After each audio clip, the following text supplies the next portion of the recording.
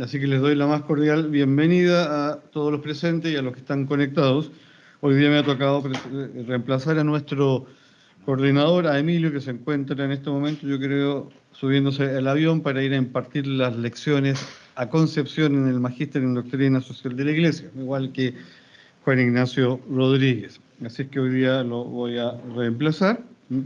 Y me toca presentar a Guillermo Tovar.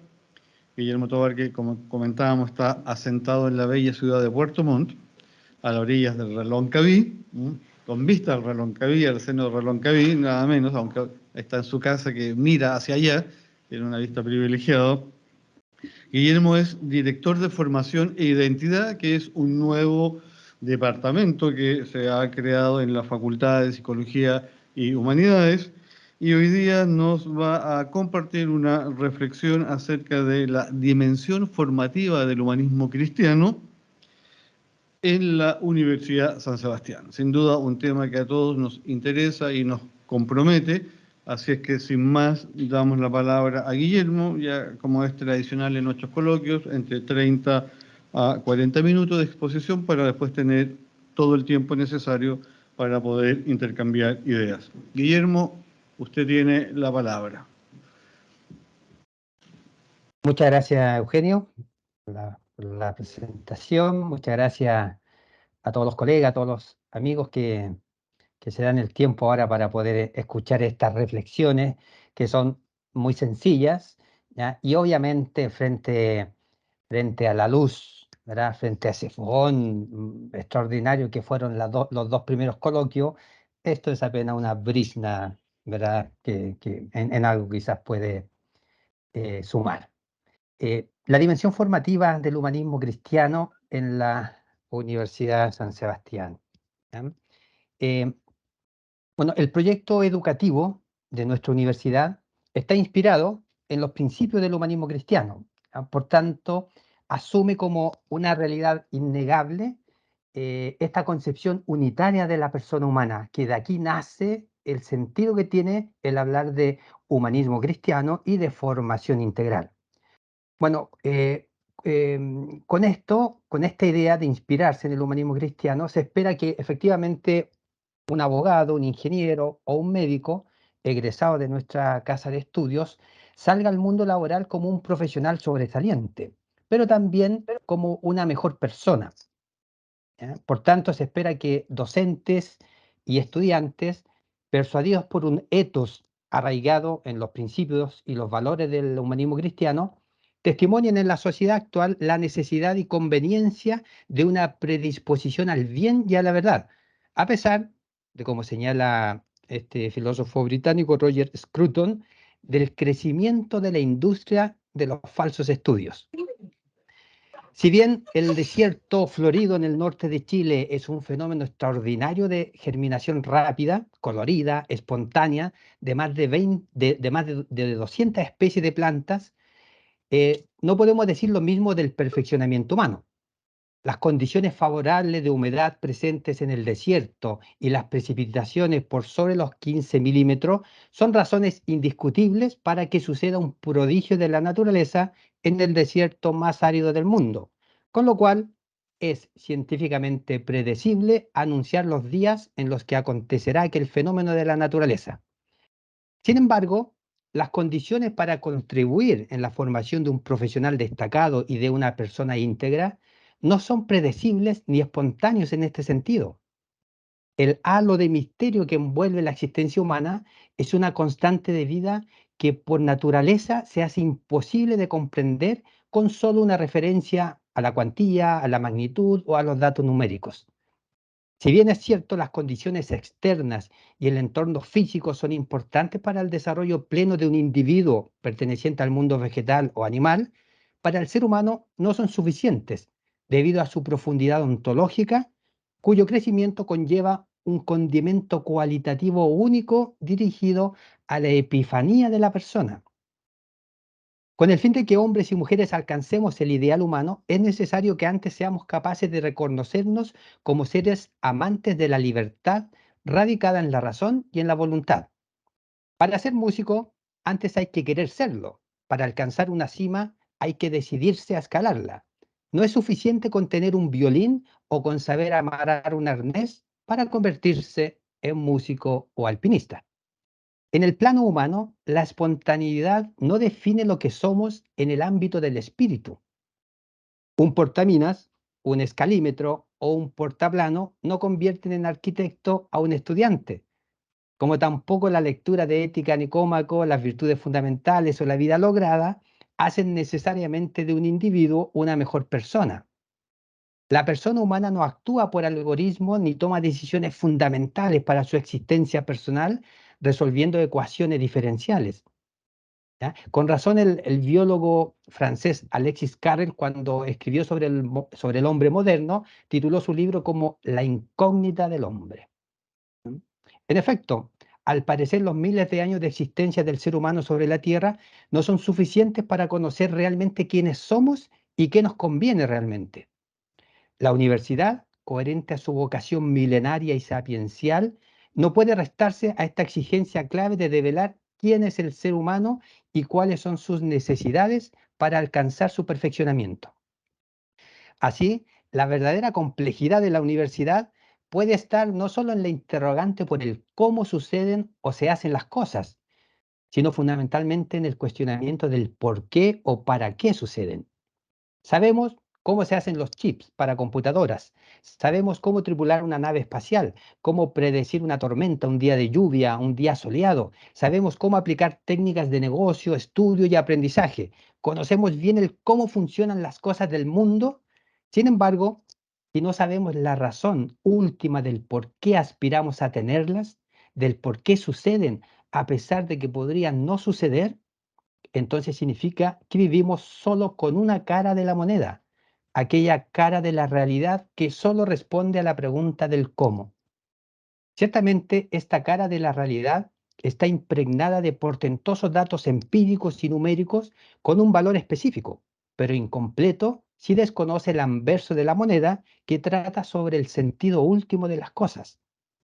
Un panorama de esta naturaleza, en la que solo se privilegia una cara del saber, no hace sino realzar la gran contradicción contemporánea en la que puede caer, de modo general, la universidad actual. El riesgo de empeñarse en ser lo que no es conduce a la universidad actual a entregarse a la fascinación por la certeza como única y absoluta realidad de las cosas representada en la ciencia positiva o empírica, y por la otra, la búsqueda de la verdad personificada en la filosofía y las humanidades, pero arrinconada en el baúl de antigüedades que solo se abre cuando se quiere recordar los hechos particulares y no universales, o cuando se quiere recordar la historia, como si la verdad fuera histórica y no verdadera.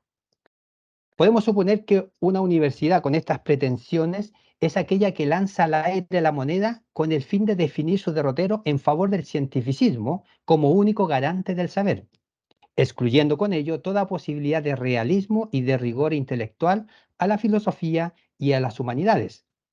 Se trata de una institución que cree haber encontrado su suerte en la cara del cómo, limitada a explicar únicamente la experiencia de los hechos concretos e inmediatos. De aquí que su perspectiva de crecimiento e influencia social privilegie métodos, instrumentos y herramientas adecuadamente certificadas, bajo parámetros técnicos y metodológicos, bajo índices y ranking, en lugar de otorgar más y mejor cabida a un método intelectual abstracto y reflexivo por medio del cual la autoridad que piense sea efectivamente la razón. Cuando esto no ocurre y el cientificismo seduce no el pensar, sino el modo en el que se piensa, la técnica, en lugar de servir al perfeccionamiento humano, adquiere el poder de definir lo bueno y lo malo, lo conveniente y lo absurdo, por el simple hecho de que su veneración relegó a la razón a una facultad cautiva por la visión técnico-científica en la actualidad. Así, el razonar pertenecería a los dictámenes de la ciencia y de la técnica, y lo irracional, paradójicamente, quedaría relegada a la misma razón, lo que en términos prácticos significa persuadir a hombres y mujeres de la academia, de las artes, de la calle e incluso de los bares, que la cara del anverso de la moneda, aquella que responde al por qué o para qué de las cosas, es una cara oculta, innecesaria e incluso olvidada por sus custodios más queridos. Una cara irracional que no es capaz de colmar las perspectivas de progreso para el mundo actual. En suma, para esta mirada parcial de la realidad, las preguntas fundamentales o las causas últimas no existen realmente o sencillamente no son necesarias para explicar la existencia humana. Si la universidad actual no responde al porqué o al para qué de las cosas, corre el riesgo de renunciar a su misión originaria, pues arraigada en el espíritu de aquellos sabios que le dieron vida en el siglo XII, la universidad nació con el propósito de exaltar la razón humana a fin de proponerla como guía y árbitro en los debates universitarios y sociales. En consecuencia, para la universidad, la renuncia a la búsqueda de la verdad lleva implícito el desinterés acerca del conocimiento de las causas últimas, lo que significaría además claudicar a su vocación milenaria como Universitas Magistrorum et Scholarium. Se estaría en la práctica renunciando a la razón de ser de la universidad, que tiene como base y fundamento la investigación, el estudio, la formación, el saber y la enseñanza entre maestros y estudiantes. También se olvidaría de que maestros y estudiantes, en absoluta libertad y de forma intencionada, se reúnen con un deseo compartido, que los reúne una razón que va más allá del azar de una moneda al aire y que se cristaliza en un auténtico conocimiento del hombre en sí mismo bajo el imperativo de la búsqueda de la verdad. De tal manera que la universidad renueva la identidad de ser ella misma cuando acoge en sus aulas, sin temor ni complejo, diversos cuestionamientos del amplio espectro del conocimiento humano, cuando permite que sean los argumentos los que afirmen la veracidad de los hechos y no las emociones ni puntos de vista circunstanciales. La universidad reafirma su misión de aspirar al conocimiento de la verdad cuando permite que entren en conflicto dos afirmaciones sobre una misma realidad, no para profundizar el problema y cuando menos para regocijarse en el error.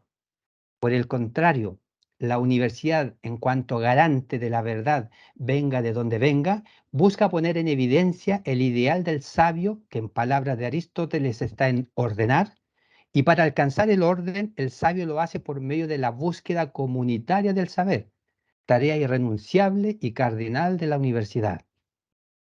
En consecuencia, el ambiente universitario debe propiciar el diálogo constructivo, veraz y amistoso entre académicos y estudiantes.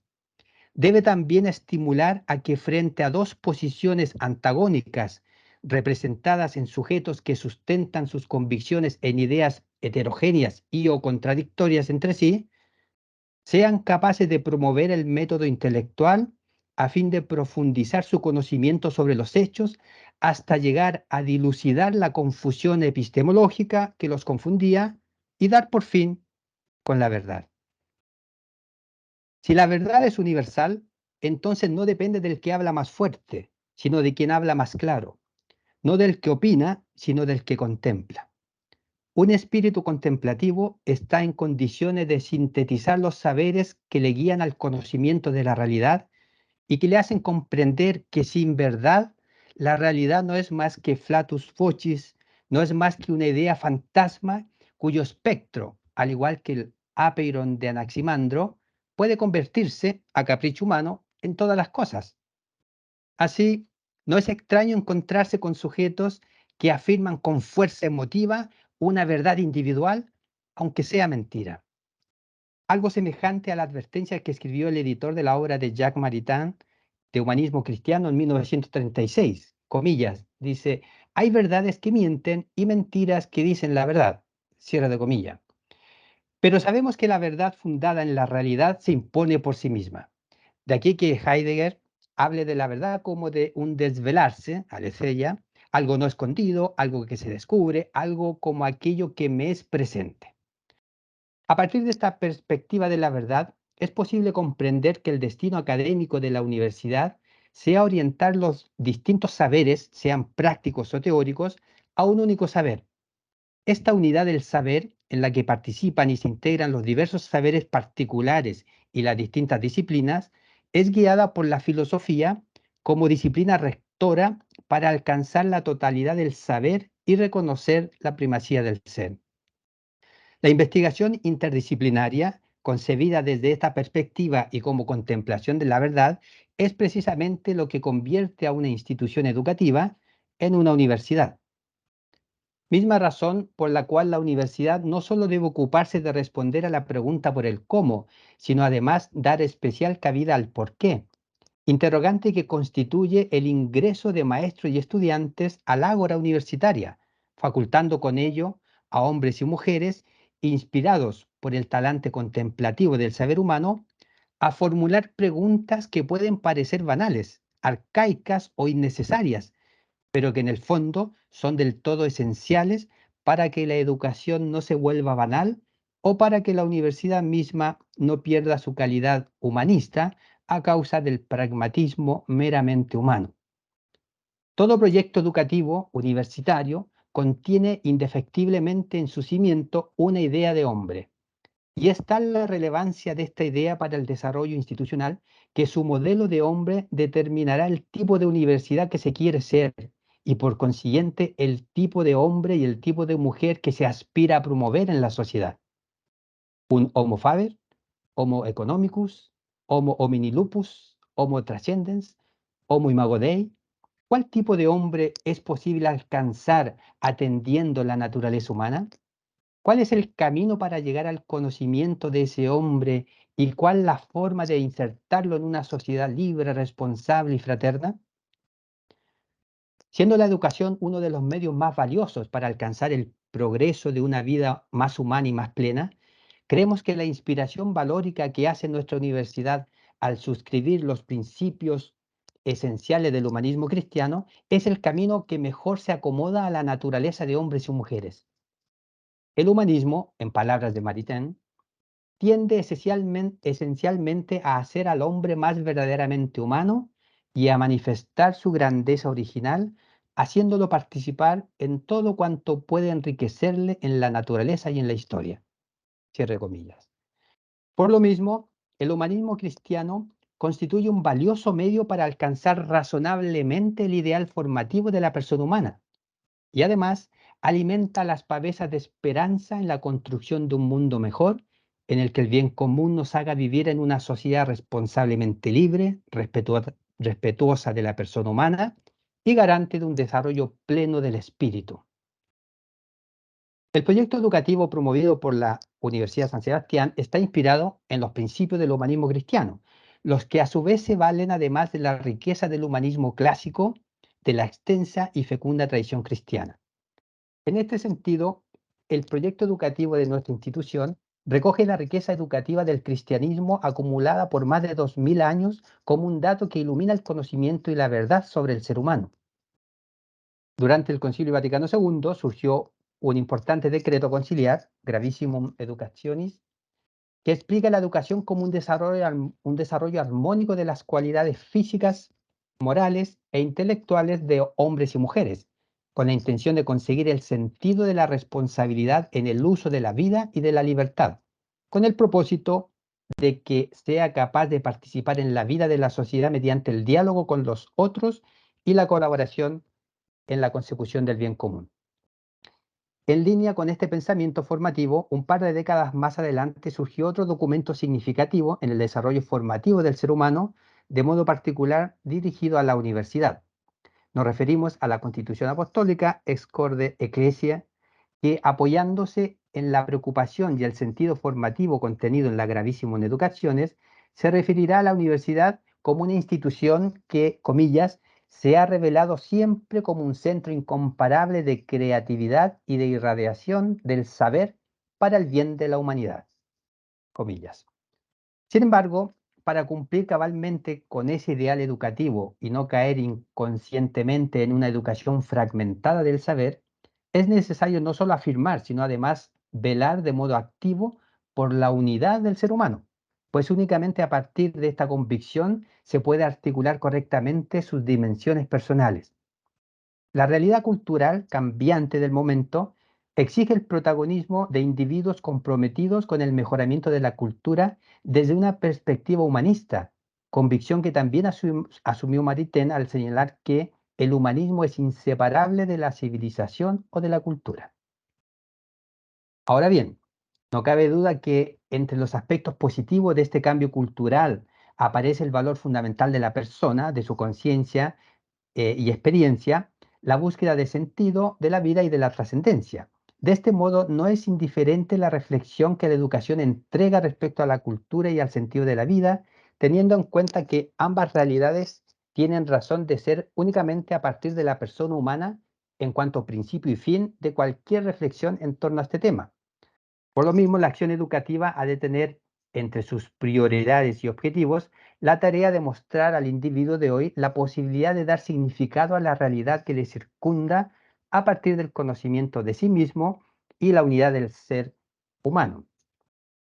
Al respecto, el proyecto educativo de la Universidad San Sebastián marca desde sus primeras páginas la intención de velar por esta unidad y promoverla cuando asegura que, comillas, un proyecto educativo centrado en el desarrollo integral de la persona, del estudiante como sujeto racional y libre, llamado a vivir en sociedad. A propósito de la unidad del ser humano, cada vez que se habla de la persona desde la mirada del humanismo cristiano, se debe tener en cuenta la sentencia latina corpore et animus unus, no únicamente por un tema de tipo histórico o cultural, más bien debido a la profundidad con que en ella se expresa lo más íntimo y propio de cada existencia humana. Es precisamente esta condición lo que permite comprender que la definición de individuos de la especie humana pasa por el reconocimiento verdadero de que somos seres corpóreos, pero al mismo tiempo advertimos que ese cuerpo por sí solo es capaz de explicar en profundidad la experiencia de nuestro vivir. Necesitamos, por lo mismo, comprender aquella dimensión de nuestro espíritu que nos permite razonar y poner frente a nosotros mismos la reflexión vital de que no tenemos un cuerpo, sino más bien somos un cuerpo. La persona humana es un ser creado por Dios como un ser único e irrepetible, compuesto por una dimensión corporal y otra espiritual. Si bien a esta verdad se puede acceder por medio de la razón natural, pudiendo definir con solidez el estatuto ontológico de la persona humana, el humanismo cristiano sustenta en sus principios que esa misma verdad natural es confirmada de forma plena bajo la luz de la revelación.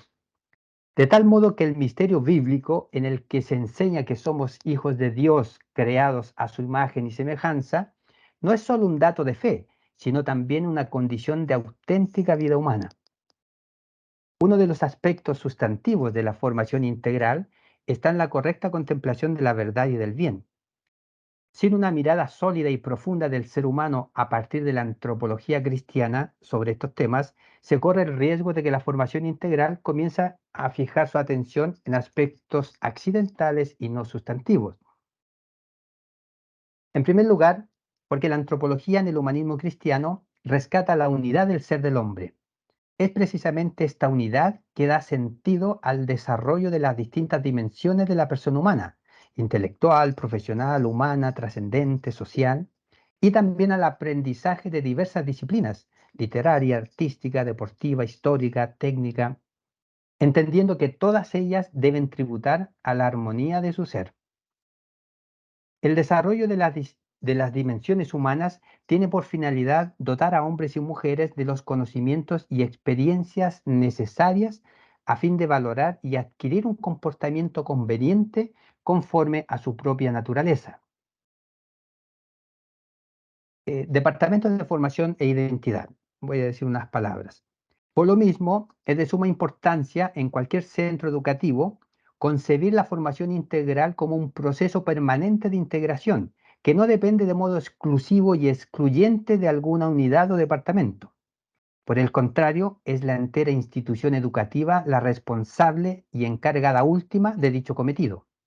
No obstante, en nuestra casa de estudios existe un departamento recientemente creado, ¿verdad?, bajo el nombre de Formación e Identidad, responsable de velar principalmente por la formación de académicos y estudiantes en colaboración con otras unidades, escuelas e institutos. Por otra parte, el hecho de existir como un departamento específico de formación al interior de la universidad no quiere decir que la formación integral depende única y exclusivamente de la gestión o actividades de este departamento. Ciertamente, este departamento, con dedicación preferente por la formación integral de profesores y estudiantes, cumple una importante labor de apoyar y coordinar las actividades en favor de la promoción integral de la persona humana. Se entiende que el Departamento de Formación e Identidad concibe la formación integral como una realidad transversal a toda actividad académica de la universidad y como tal, un porcentaje importante de esta misma actividad es resguardada de manera especial por este departamento. En un cálculo general, esta programación de asignaturas debiera Laura, ya constituir, estamos en la hora, así que ya cacharon ninguna dificultad, ¿verdad? constituir más o menos ¿Entendiste un ya? 20% de la carga académica del estudiante. Asimismo, este departamento promueve un conjunto de actividades y eventos extracurriculares dentro de un marco formativo y cultural orientado a la comunidad universitaria. Con este tipo de asignaturas y programas se pretende contribuir en la obtención de una sabiduría de vida como una forma superior de conocimiento en la que se integren los distintos saberes. Podemos señalar de algún modo que el propósito formativo del Departamento de Formación e Identidad posee una inspiración significativa dentro del modelo de enseñanza superior que surgió en la cristiandad latina de la Edad Media, conocida como Studia Generalia. Estos centros de estudios superiores en el siglo XII eran corporaciones de maestros y alumnos que pronto pasaron a llamarse universidad. Lo relevante de este modelo es que incorporaban todos los saberes de la época respetando su autonomía disciplinar, pero que en su conjunto adquirían un valor supremo de cara a la búsqueda de la verdad. Y esta labor académica, mancomunada y expresada de manera significativa para las pretensiones del Departamento de Formación e Identidad, la intención de contribuir a la formación integral como una necesidad humana ineludible al momento de contribuir y alcanzar el fin propio al que está llamado cada hombre y cada mujer. Este fin propio de la persona humana se entiende como una realidad existencial y metafísica que Tomás de Aquino expresa correctamente del siguiente modo: la perfección del ser es la fuente primera de todas las propiedades de la persona. Por otra parte, el término latino generalis significa relativo al todo, opuesto a singular o a especial, lo que manifiesta un aprecio por todo tipo de conocimiento, venga de donde venga, salvaguardando, eso sí, la misma motivación inicial de los estudios generales. Nos referimos a la peculiar actividad de integrar el conocimiento que cada cual aporta desde su especialidad o interés particular, en vistas de asumir con hidalguía el desarrollo o el desafío por la excelencia de buscar la verdad. La Universidad de San Sebastián aspira intencionadamente a emular el derrotero de aquellos maestros y estudiantes del siglo XII, fomentando una disposición de apertura al saber universal, estableciendo un conveniente rigor académico por una parte y por la otra motivando a un sincero gaudium de veritatis en la entera comunidad educativa. Como seres racionales, tendemos naturalmente a conocer y a cuestionarnos las cosas más profundas. De hecho, Epicteto decía que el origen de la filosofía es el percatarse de la propia debilidad e impotencia. Y Alberto Camus, en su libro El mito de Sísifo, dice que juzgar si la vida vale o no vale la pena vivirla es la pregunta fundamental de la filosofía. Con lo cual, favorecer la creación de una disposición interior en docentes y estudiantes por el conocimiento profundo de sí y de las cosas no es otra cosa que expresar un deseo ordenado por el saber. Para alcanzar correctamente el fin por el cual se aprende o conoce algo y el modo como se busca, es indispensable el cultivo personal de la virtud de la estudiosidad, la que Santo Tomás de Aquino pone en relación con la templanza, virtud cardinal que regula los apetitos sensibles por medio de la razón. La estudiosidad como virtud orientada adecuadamente, sin exceso ni defecto, la naturaleza del ser humano que tiende al saber. Ahora bien, junto a la virtud de la estudiosidad se despliegan también dos posibles dificultades que atentan contra su correcta comprensión. Ambas dificultades se hallan en los extremos del real significado de la virtud. Se puede errar, por ejemplo, tanto por defecto como por exceso, ¿ya? Así la negligencia aparece como un defecto que responde a la voluntaria omisión de estudiar o instruirse en lo que corresponde a cada cual según su condición o naturaleza. Es importante en este punto acompañar principalmente al estudiante desde el instante mismo de su ingreso a la universidad con la intención de afianzar su vocación al estudio y a la carrera que eligió, despertando en él el amor a la estudiosidad y el rechazo consciente a la pereza. En el extremo opuesto se halla la curiosidad, entendida como un conocer las cosas sin medida ni mesura, es decir, un saber desordenado que hace vagar al intelecto y a los sentidos por senderos ambiguos y enigmáticos que a la postre lo conducen a un estado de asedia. El mejor remedio para evitar la curiosidad, que distrae el espíritu humano de encontrarse consigo mismo, se halla efectivamente en el conocimiento de sí, por lo que es tarea de la universidad favorecer la comprensión en docentes y estudiantes de un auténtico conocimiento personal. En el libro del Génesis aparece la forma en que Dios creó a la persona humana por medio de un lenguaje simbólico que busca expresar la realidad que acabamos de explicar. Dios formó al hombre con polvo del suelo e insufló en sus narices aliento de vida y resultó el hombre un ser viviente, dice el Génesis.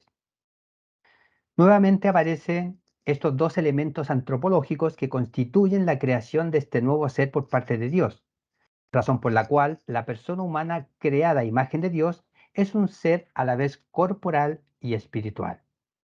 Otro punto por el cual conviene rescatar la antropología cristiana en cuanto a modelo y fundamento del humanismo dice relación con la dimensión trascendente de la persona. En conjunto a todas sus dimensiones, cualidades y competencias, la persona está llamada a la bienaventuranza eterna. En el proemio del comentario a la metafísica de Aristóteles, Santo Tomás de Aquino resume de forma breve y contundente esta enseñanza diciendo: todas las artes y todas las ciencias se ordenan a una sola cosa, a saber, a la perfección del hombre, que es su bienaventuranza. Por su parte, la cultura cristiana, desde sus mismos inicios, ha reconocido y enseñado la unidad sustancial del ser humano de tal manera que la santificación personal del cristiano no se consigue solo perfeccionando el espíritu, requiere inevitablemente también valorar su cuerpo. El uno sin el otro no corresponde a la definición de hombre o de mujer que asume el humanismo cristiano. Al respecto, podemos constatar que el mismo Jesús acentúa la dualidad de cuerpo y alma como una realidad innegable en el hombre, pero no absoluta, sino más bien como una condición para expresar su unidad. Jesús dijo: y no temáis a los que matan el cuerpo, mas el alma no pueden matar. Temed más bien a aquel que puede destruir el alma y el cuerpo en el infierno. Contrariamente a lo que se puede entender en la primera parte de esta cita, concebida como una contraposición entre ambos elementos, lo que en ella se destaca son el elemento material y el espiritual como dos dimensiones que refieren a la composición esencial del ser humano. Con la intención de evitar un cierto reduccionismo cartesiano, presente en el pensamiento actual, se debe insistir en que ambas dimensiones, la corporal y espiritual, constituyen dos principios esenciales y no dos cosas que interactúan accidentalmente entre sí. La segunda parte de la cita evangélica corresponde a la eternidad. Particularmente, Jesús, en este caso específico, la asocia a una perdición total de la persona. Es decir, cuerpo y alma están representando dos elementos que solo en apariencia están separados, pues la realidad es que estos dos coprincipios conforman una única realidad llamada persona humana. Si la persona humana fuera solo espíritu, Jesús habría aconsejado temer a los que matan únicamente al espíritu, con lo cual todo daño al cuerpo sería pasajero y en última instancia insustancial. Y lo mismo ocurriría si solo estuviera compuesto de materia, habría que cuidarse solo de lo que corroe el cuerpo y no de aquello que afecta al ámbito moral o de la conciencia. En suma, leyendo con atención la frase evangélica, resultaría difícil comprender que solo se perdió o solo se salvó para la eternidad una parte de la persona humana, o solo su cuerpo, o solo su alma, y no la totalidad de la misma. Con todo, en virtud de la unidad sustancial que corresponde a la persona, Esta se pierde o se salva en su totalidad y no a medias. Es todo su ser, que es uno, el que alcanza semejante estado. De aquí que al hablar de formación integral de la persona humana, se haga referencia a la totalidad de su ser. Como parte importante en su proceso formativo, la inspiración valórica que la universidad hace al adherir al humanismo cristiano conlleva un modo específico de considerar al ser humano inserto en el mundo, no como un elemento más dentro de un mecanismo necesario y valioso para el correcto funcionamiento del universo, no como un ser cuya función es la de un medio en busca de un fin temporal, que cesada la función, cesa también el sentido. El correcto devenir del universo pone en evidencia la centralidad del ser humano en cuanto es el mismo hombre, debido a la superioridad de su intelecto especulativo por sobre el intelecto práctico, quien descubre el orden intrínseco del universo y su fin último. Asimismo, debido a la preeminencia de su vida contemplativa en relación a su vida práctica, el ser humano es capaz de descubrir la existencia de la providencia divina y desechar el fatalismo griego o pagano en el que las fuerzas de los fenómenos naturales determinan fatalmente el devenir de todos los seres en el mundo, negando con ello, de manera específica, cualquier posibilidad de plena y auténtica libertad humana. Por el contrario, para Tomás de Aquino, comillas, las criaturas racionales son gobernadas por ellas y las demás para ellas. Con lo cual, la criatura racional, por su misma condición de naturaleza intelectual, se caracteriza por ser dueña de su acto. Y es precisamente esta naturaleza la que justifica un especial cuidado de la providencia divina hacia hombres y mujeres, en cuanto no son un engranaje cualificado para el buen desarrollo del mundo, sino más bien poseen un valor personal querido por sí mismo.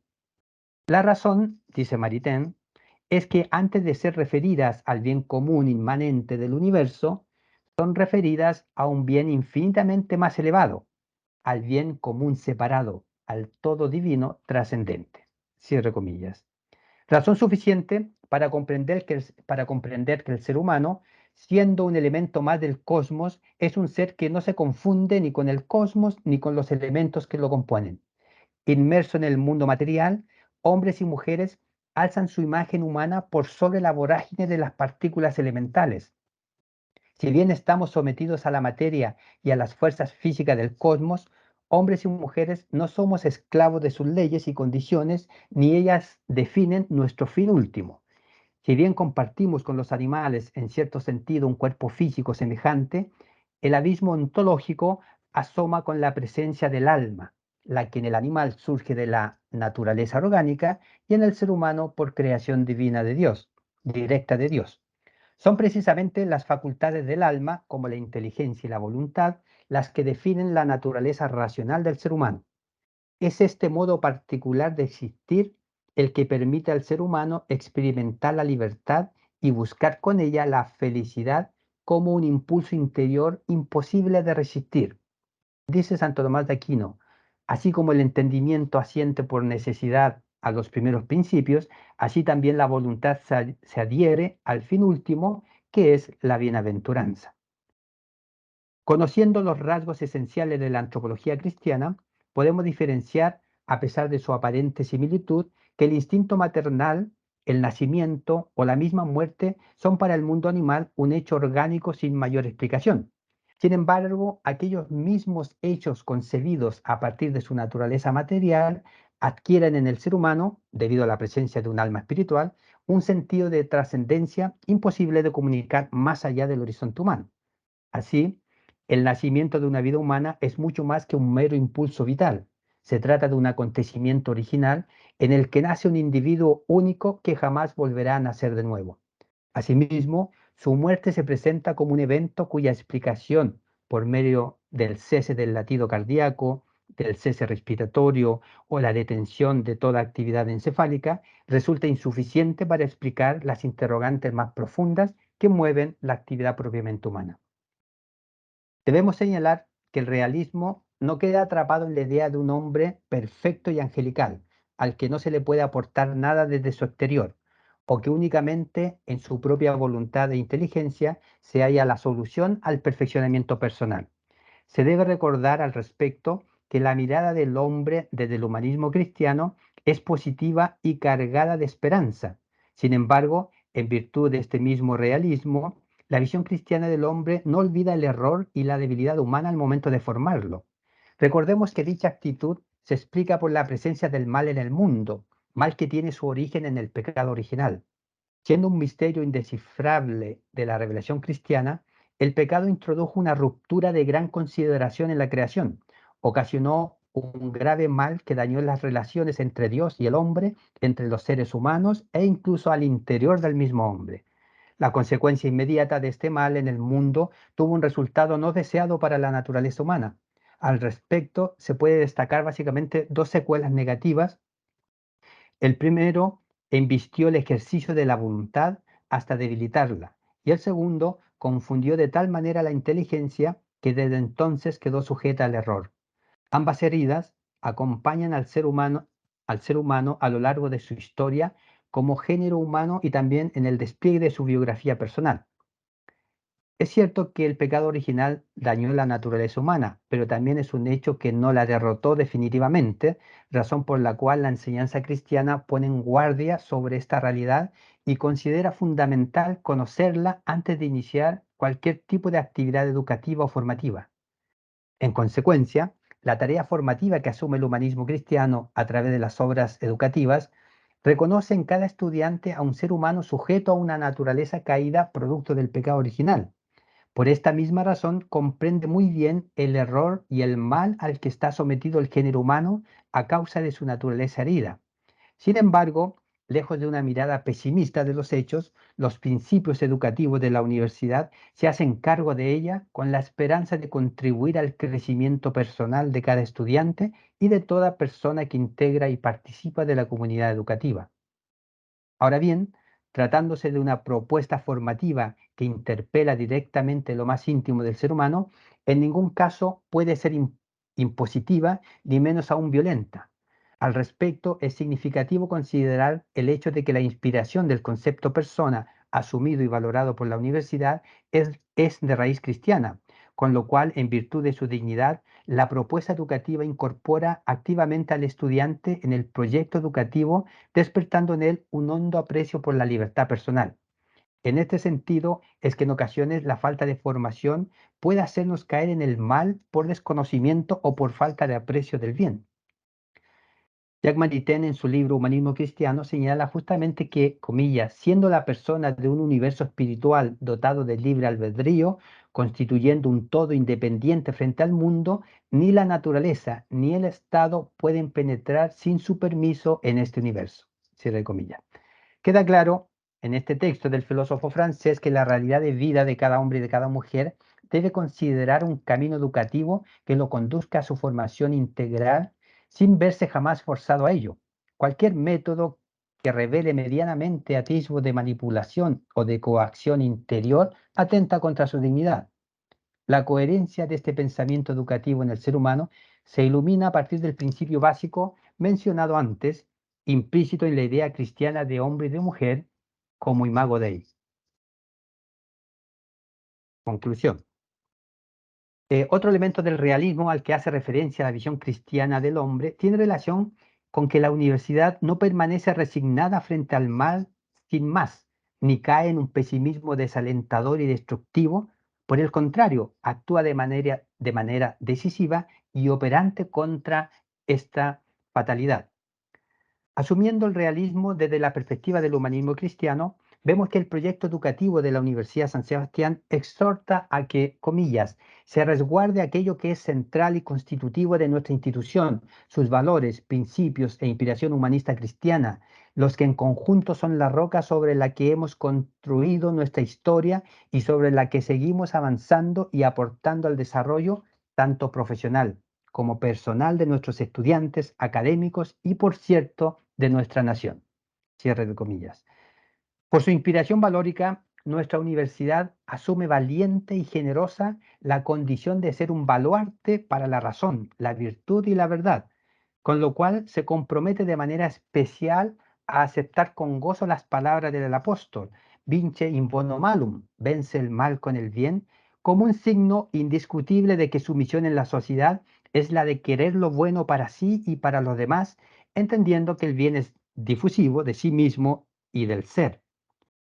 De esta nueva realidad cultural, señala nuestro proyecto educativo, se desprende también la necesidad de que la universidad haga explícito el sentido valórico más profundo que inspira su trabajo en el convencimiento de que es un deber de transparencia e integridad institucional hacerlo. En definitiva, nuestra institución, que somos todos nosotros, se niega a ser vencida por el mal a pesar de las circunstancias adversas de los signos de los tiempos y se compromete decididamente en la construcción de un mundo mejor eligiendo el bien. Estos signos de los tiempos, en cuanto fenómenos que caracterizan la sociedad actual, no hacen sino reforzar cuerdamente la sabiduría contenida en la opción valórica hecha en favor del humanismo cristiano. Por último, en palabras de Thomas Eliot, solo aquellos que se arriesgan a ir demasiado lejos pueden descubrir lo lejos que pueden llegar. Muchas gracias.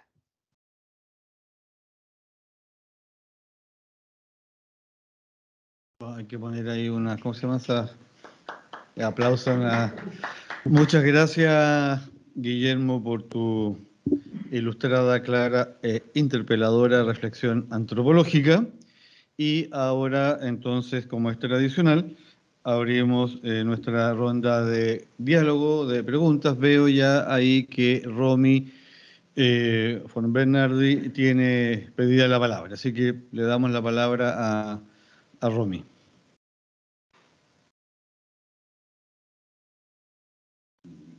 Muchísimas gracias por la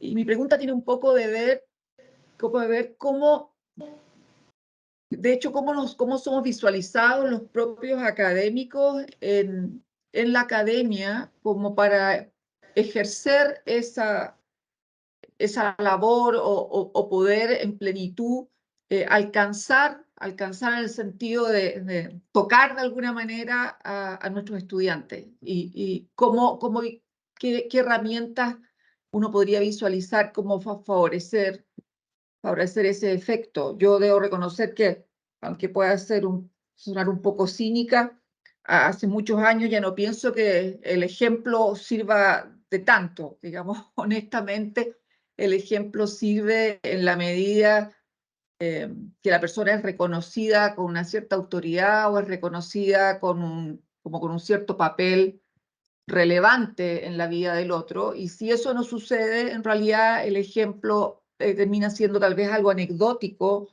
pero no algo capaz de modificar una forma de ser, o como tantos de nosotros tuvimos la fortuna en nuestra formación, el contactarnos con alguien que realmente nos mostró un camino, digamos, y no fue solamente un accidente en nuestra formación. Esa sería un poco mi pregunta. Muchas gracias, Romy. Bueno, es una pregunta fundamental porque efectivamente, si hay alguien que importa en la universidad, y esto se debe entender bien, son los académicos, los profesores. ¿Te digan? Porque de este cuerpo de académicos, de profesores, depende el ciudadano que queremos formar, el estudiante que queremos formar, que queremos entregar. Entonces es fundamental, y gracias por la pregunta. Mira, sí, yo creo que el ejemplo, a veces los estudiantes lo pueden ver como interesante, lo pueden ver como superficial, lo pueden ver como forzado, lo pueden ver de distintas maneras.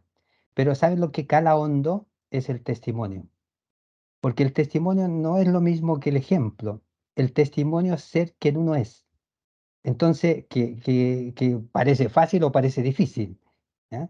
Pero en el fondo, cuando uno conversa con un estudiante en un pasillo y se muestra tal cual es, el estudiante capta que no es un ejemplo, sino que es un testimonio.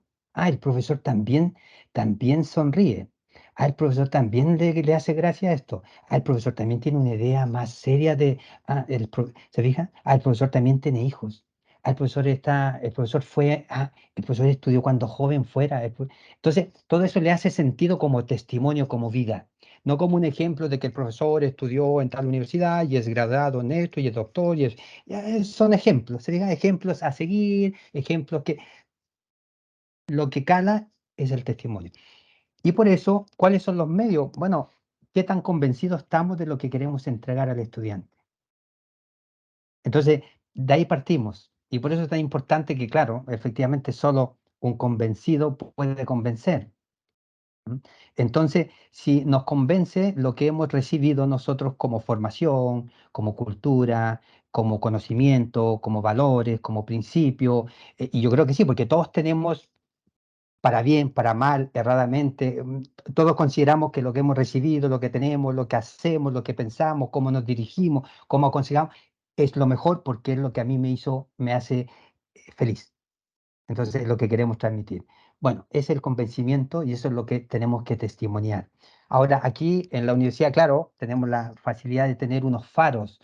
Unos faros son el proyecto educativo, son el humanismo cristiano, ya como faros, como ideas que nos pueden ir acercando, por ejemplo, a cómo entender al ser humano, a este estudiante que tenemos delante con la pinta que sea, pero es un ser humano, se diga, con un cuerpo, con un alma, con unos sentimientos, con unos valores, con unos deseos, esté peinado, esté con un pelo rojo, azul, amarillo, con más, con menos piercing, pero en naturaleza es el mismo. Y es el mismo que somos y que fuimos. Entonces, el testimonio va a ser lo que el alumno quiera seguir al profesor con excusas. No, profesor, es que quería preguntarle algo de la materia. No, no quería preguntar algo de la materia.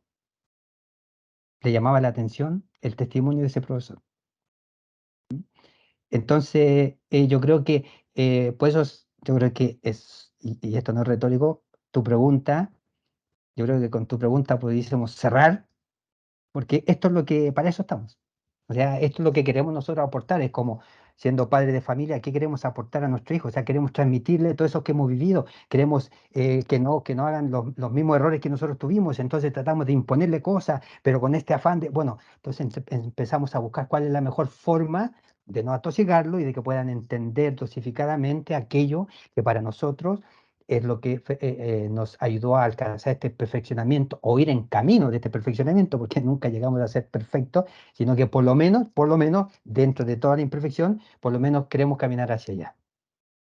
Eso, Romy, no, nada más. Muchas Muchísimas gracias. gracias. Muchas gracias por todo. Gracias, Lili. Tenemos dos inscritos más, Alejandro González y Juan Carlos Aguilera. Alejandro. Muchas gracias, Guillermo, por la exposición tan sustanciosa e integradora. Hubieron muchas verdades que nos aclaraste, fortaleciste, pero me gustaría que ahondaras un poco en esta contraposición que mencionas entre la opinión y la contemplación y cómo quizá cultivar o favorecer el cultivo de la contemplación entre los académicos y los estudiantes como una antesala para este conocimiento que tú has desarrollado.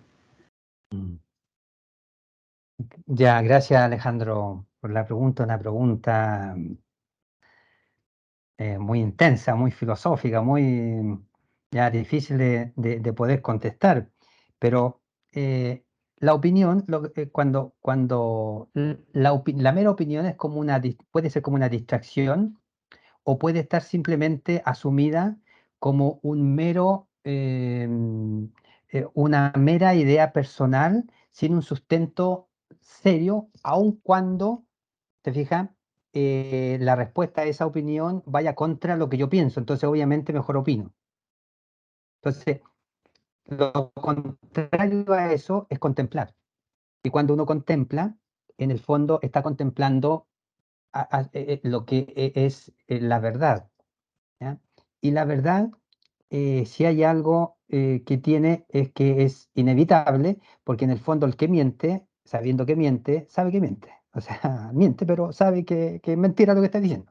¿Te fijas? Entonces está opinando, está dejándose llevar simplemente por lo que son los sentidos, por lo que es la opinión de de lo que más me conviene. Pero la contemplación es contemplar la verdad, y la verdad a veces duele, ¿eh? A veces no nos favorece, porque es verdad. ¿Ya? Entonces, ese es el contemplativo. Y por eso, incluso si vamos al mundo, nos alejamos un poco de este mundo académico, filosófico, y vamos al mundo místico, el místico es precisamente el que contempla y contempla la verdad suma. Y por eso está dispuesto a ir contra el mundo mismo. ¿Ya?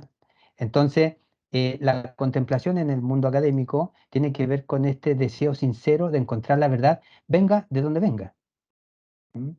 Santo Tomás, me parece que él dice que la verdad, venga de donde venga, es obra del Espíritu Santo.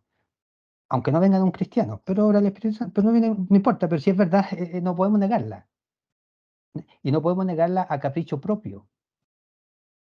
Entonces, es un tema complejo porque la verdad nos está interpelando a cada momento. ¿Ya? A cada momento. Primero, ¿quiénes somos, verdad? A veces la verdad, como académicos, nos hace pensar que porque tenemos un grado académico, porque leemos un libro, somos verdad. ¿Te fijan? Entonces, de hecho, me parece que Thomas Eliot también dice que, claro, que los grandes problemas del mundo son precisamente cuando las personas luchan por ser importantes. Y claro, el luchar por ser importante está o no marcado en el tema de la verdad. La verdad viene por sí sola, como el que uno sea importante o no importante, no tiene que ver con que uno lo fabrique, sino con que sea o no sea. Es como la verdad, ¿diga? Entonces, este es un poco el gran desafío que tenemos de contemplar. Y contemplar es buscar, ¿ya?, la verdad, aun cuando esté más lejos de nosotros. Y aunque efectivamente nos demos cuenta de que la verdad no es lo que estamos diciendo, pero si lo decimos no nos conviene. Entonces miento, opino.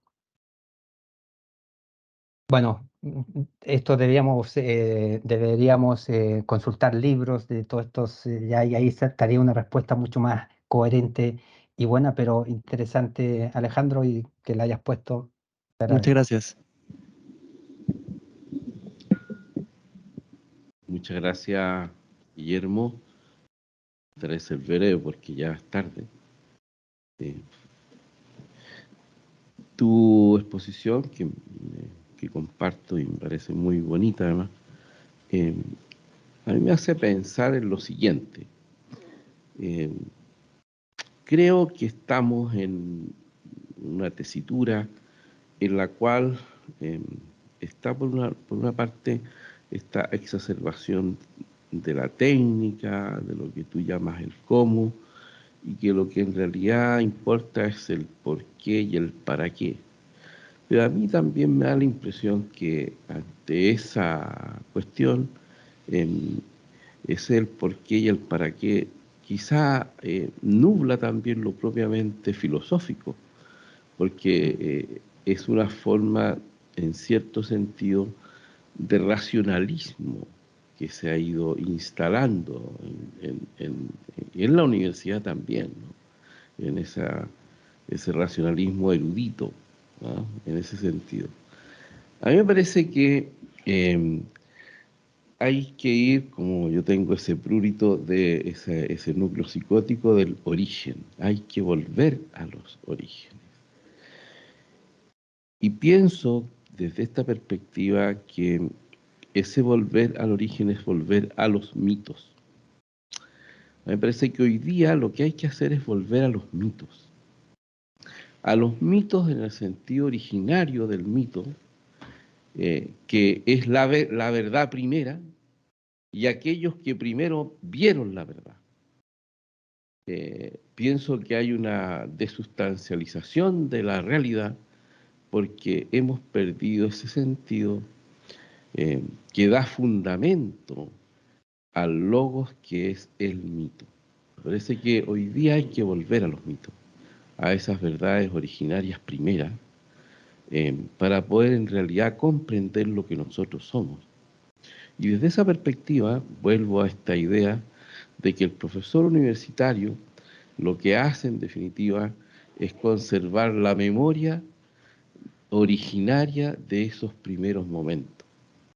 Y en ese sentido puede haber una vía que está por descubrir, me parece, en el tema de lo que hoy día podríamos llamar la formación de las personas. No sé qué opinas acerca de esto, pero es lo que de hecho es lo que me sugirió tu exposición, Guillermo. Bueno, muchas gracias. Muchas gracias, Juan Carlos, por la pregunta. O sea, sí, totalmente de acuerdo, ¿verdad? Con lo que tú señalas. Siempre está el peligro de hablar de razón, ya de caer, de caer en el racionalismo, ya en una especie de que también la razón es la única facultad, ¿verdad?, con la cual se puede vivir o se debe vivir o entender el mundo o las cosas. Pero nuevamente hay que volver siempre al equilibrio humano, ¿ya? Volver para no caer en el caos precisamente que describían los griegos, ¿verdad? Este caos, ¿ya? Y de ese caos, cuando nace el logos, ¿ya? Es decir, la razón, pero la razón entendida también como representación, entendida como relato, ¿ya? Aparece el cosmos, ¿verdad? El cosmos como orden, que significa orden, belleza. Entonces ahí aparece este cosmos. Entonces, en el fondo, la razón lo que nos debe llevar es a la belleza, ¿ya? A la belleza, y la belleza no puede existir sin tampoco la representación. Ya en este caso, Alejandro Serrani nos podría incluso complementar bien esta respuesta, ¿ya? Con el tema de volver a los mitos, ¿ya? Porque efectivamente el mito, ¿ya? Si les preguntamos normalmente a una sala de clases qué es el mito, van a decir, ah, profe, mentira, es chamullo. El mito, claro, esto es mitológico. Ya, pero el verdadero sentido del mito que te creo interpretar, Juan Carlos, ¿ya? Es este rescatar el sentido originario del mito, en el cual hay una verdad en el centro del mito por excelencia que se formula de modo fantástico, de modo simbólico, de modo alegórico. Entonces, en esa formulación, en donde está la verdad, en donde ahí puede haber un concepto, en donde puede haber, en donde hay una razón, una palabra, pero por otra parte está el símbolo, está la imagen, está lo alegórico, que se complementa y aparece precisamente el cuento, ¿verdad? De cómo surgió el mundo, de quiénes somos. Claro, yo creo que también cobra mucho más sentido de quiénes somos como humanos. Porque constantemente pensamos, razonamos, pero no siempre estamos en la relación humana utilizando la razón para poder, por ejemplo, expresar afecto a otra persona. A veces no tenemos palabra, no tenemos razón, no tenemos logo para expresar un afecto o lo que sentimos por por otra persona, y solo lo hacemos con un golpe en la espalda, con un abrazo, porque no lo hay, y lo complementamos. Entonces, yo creo que volver al mito, ¿ya? En este sentido que contiene el logos y la representación o el relato, es precisamente volver a los orígenes de quienes somos y efectivamente de cómo descubrimos las cosas, ¿ya? Ese hombre prehistórico descubrió precisamente las verdades que nosotros también descubrimos ahora o que nos interpelan, la descubrió precisamente sintiendo, escuchando, contando, narrando, ¿ya? Y yo creo que siempre es razonable volver a lo propio que nosotros somos. Nos quedan todavía 10 minutos porque generalmente los coloquios terminan a la 1:15, o bueno, no sé, 8 minutos. Así es que no sé si alguien más quiere participar. Este es un tema muy oportuno. El día de ayer nos llegó el Plan Estratégico de Desarrollo Institucional, ¿cierto? Que yo me imagino que ya todos han leído, meditado y trabajado, y que tiene mucho que ver con lo que nos ha planteado hoy día Guillermo. Además, les comento, el profesor Juan Carlos Aguilera, el director de esta versión del Diplomado en Humanismo Cristiano, donde esto que ha planteado Guillermo se va a ver in extenso. huelga decir, no son clases, sino que es un poner en común, es un compartir, como hemos hecho acá en este coloquio, y por lo que Juan Carlos ha comentado, hemos tenido, digamos, hay bastante interés por este diplomado. No sé si nadie más quiere decir algo. Tradicionalmente anunciamos el coloquio del próximo viernes, cuando termina el coloquio. Próximo viernes no hay coloquio porque hay una jornada de la Escuela de Humanidades, Instituto de Filosofía y Departamento de Formación e Identidad en el ya mítico lugar de Melipilla. Así es que no tendremos coloquio, pero sí ya el próximo viernes es Semana Santa. Por lo tanto, yo creo que son dos coloquios en los cuales obviamente vamos a pasar, así que nos encontraríamos el 14 por allí, si mal no recuerdo. Así es que si no hay más consultas, agradecemos nuevamente a Guillermo por su ilustradora exposición, agradecemos a todos los que se han conectado, a los presentes, y les deseamos un muy buen fin de semana. Muchas gracias a todos. Muchas gracias a todos. Muchas gracias. Gracias. Muchas gracias. Gracias. Qué buena Gracias. gente son. Muchas gracias.